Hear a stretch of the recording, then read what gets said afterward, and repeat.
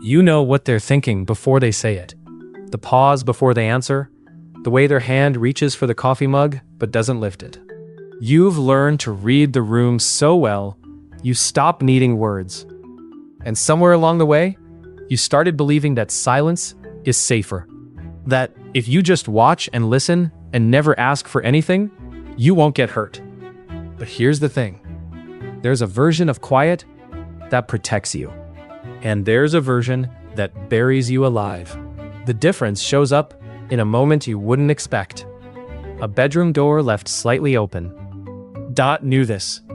She watched everything from behind her silence, let people confess their worst secrets because they thought she couldn't hear them.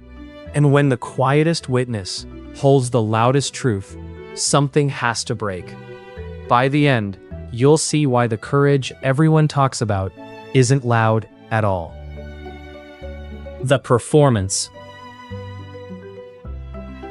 Imagine, you're at dinner with people who know the outline of your life, but not the weight of it. Someone asks how you're doing, and you feel the real answer rise in your throat. Then, you swallow it and say, fine. You've done this so many times, it doesn't even register as a choice anymore.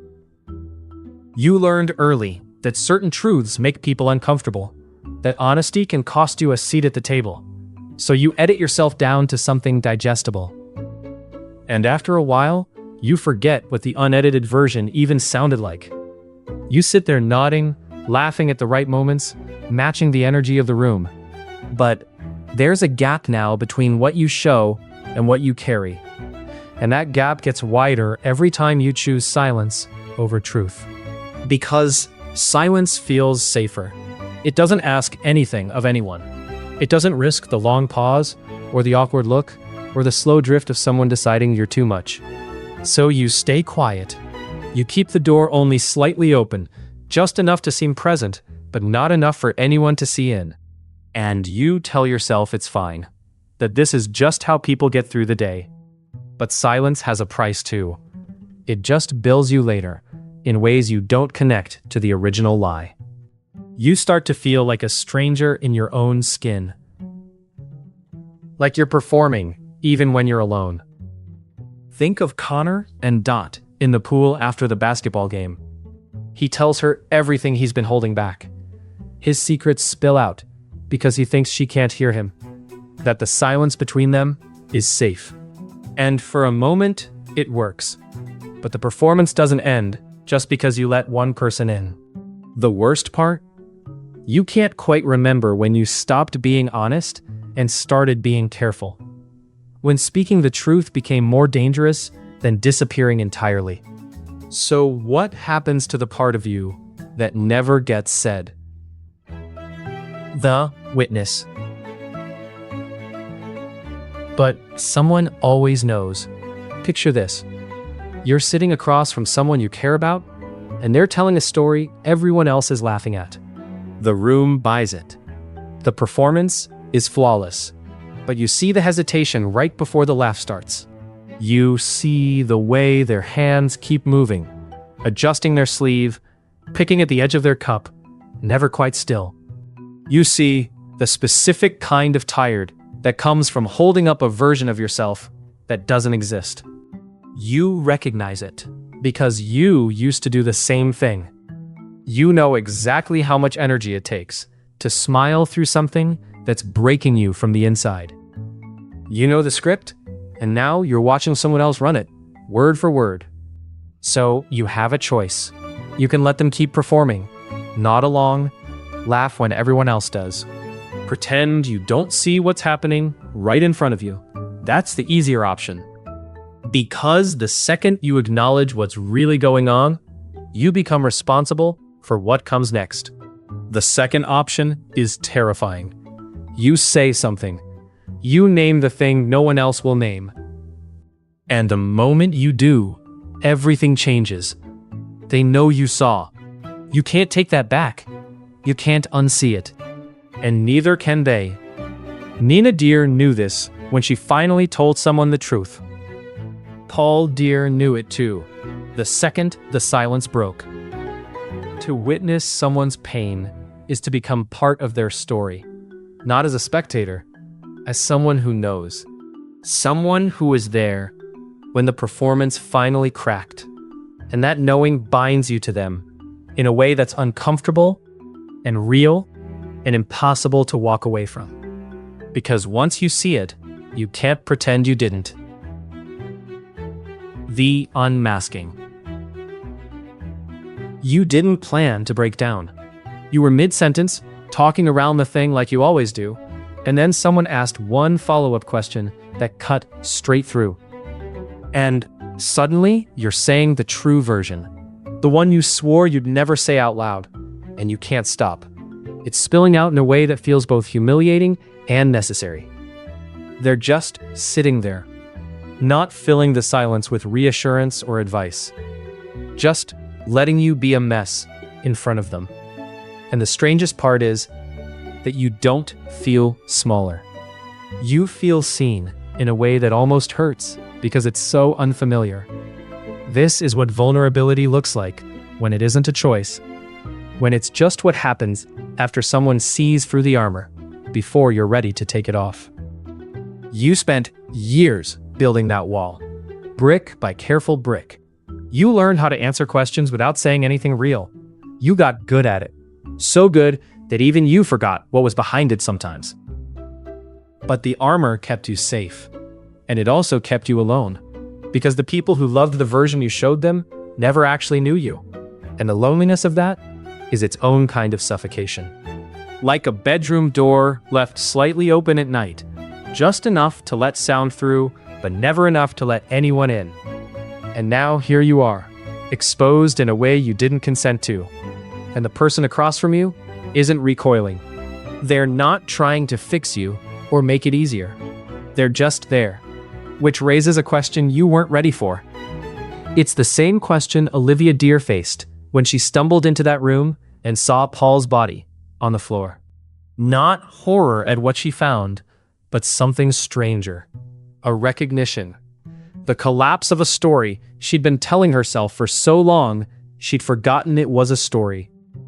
And in that moment, she had to decide what came next. What happens when the thing you've been hiding from finally becomes impossible to hide? When the secret you've been keeping, or the secret someone's been keeping from you, lands in the open and you can't put it back. What happens next? The exchange. You showed them the crack in your armor, the thing you thought would make them leave, and they didn't. They leaned in closer and showed you theirs. Not because you asked. Not because you pried. Because you went first. Because you let them see your worst thing and didn't apologize for it. And that gave them permission to stop pretending too. Now you're sitting in the wreckage of two carefully curated lives, and neither of you is trying to clean it up or make it prettier than it is. You're just there, in the mess, together. The silence isn't awkward anymore. It's full.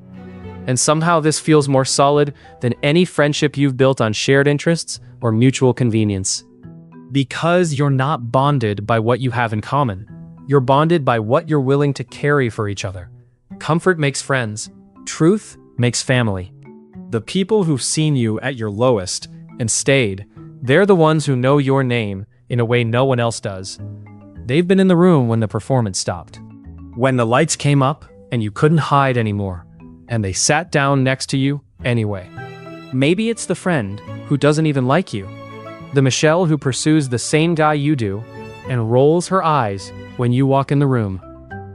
But then, one night, she sees you at the dance, blood still under your fingernails from something you can't explain, and she drives you home without asking questions. That's the exchange. You trade your polished version for something real, and they do the same, and suddenly, you're standing on ground that doesn't shift under your feet. But here's the thing nobody tells you. That exchange doesn't end with relief. There's one more turn, and it's the hardest one. The confession. Someone tells you something they shouldn't be able to say out loud. You're sitting across from them in a parked car, or on a couch after everyone else has gone to bed. and they start talking. They say the thing they've been carrying alone. A betrayal. A fear so specific it has a name. A thought so dark they've hidden it even from themselves. And they're telling you because they think you're safe. Because you opened your own door, a crack, and they saw the light. Because you've been honest enough that they believe you won't recoil. You didn't ask for this. You weren't trying to be anyone's confessor. But now you're holding something you can't unhear. They've handed you a weight you didn't sign up to carry, and there's no way to put it down without letting it drop. Maybe they lost someone. Maybe they were sent away after. Maybe the thing that broke them happened so fast they never got to say goodbye. And now they're living with people who were supposed to protect them, but don't. You have to decide what to do with it. Whether to carry it silently, whether to act on it, whether to hand it back and say you're not strong enough to hold it. The thing is, being trusted with someone's worst truth doesn't mean you're equipped to fix it. It doesn't mean you have the answers. It doesn't mean you have the training. It doesn't even mean you have the right words. Sometimes you're just the only one willing to stand in the room with it, and that's enough to make you responsible. You're not their therapist. You're not their savior, but you're the one they told. So you're the one who has to choose what happens next. And the choice you make will follow both of you longer than you think, or the choice you don't make. The intervention. What if you know something no one else will say? Suppose you're sitting across from a friend at a diner, the kind of place with cracked vinyl booths and coffee that's been on the burner too long. And you can see it. The drinking that's gotten worse. The bruises they explain away. The way they talk about disappearing. And you're not sure if they mean a vacation or something darker. You could leave it alone.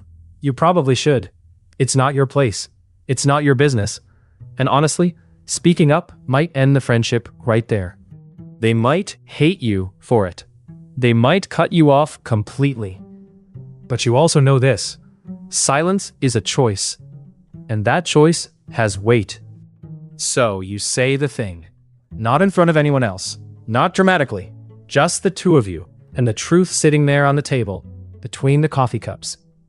And you have no idea if it'll help. You have no idea if they'll even hear you. But here's what you do know. You can't save anyone. You can't make them leave. You can't undo what's already happened. But you can refuse to be part of the silence that buries them. You can refuse to be the person who saw it and said nothing. Think of Mina in The Quiet. She tries to burn her father with a hot iron. She can't go through with it.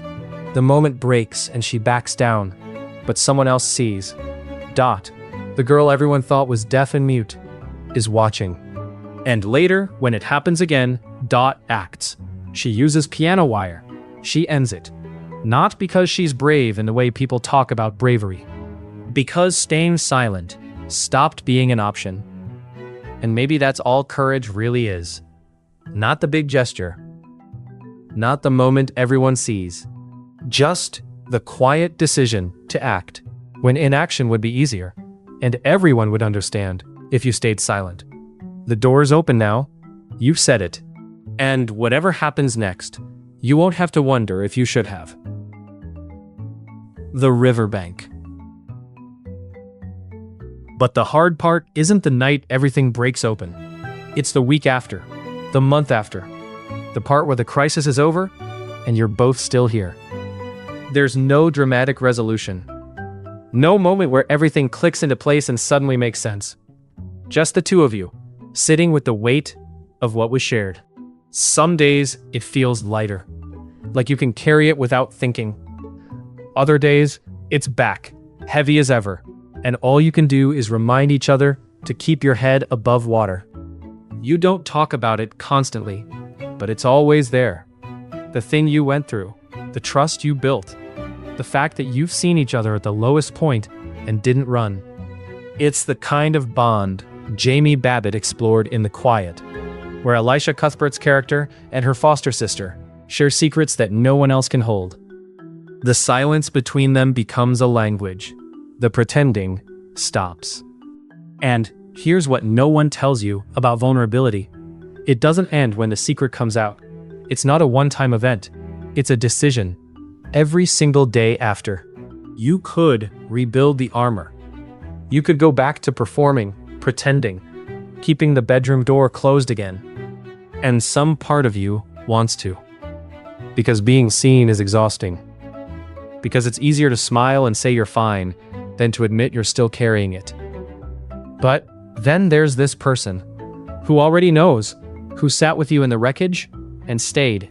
And slowly, without announcing it, you realize you're not performing anymore. Not with them. You can just be the unedited version. The one who's still figuring it out. The one who doesn't have all the answers. And they'll stay.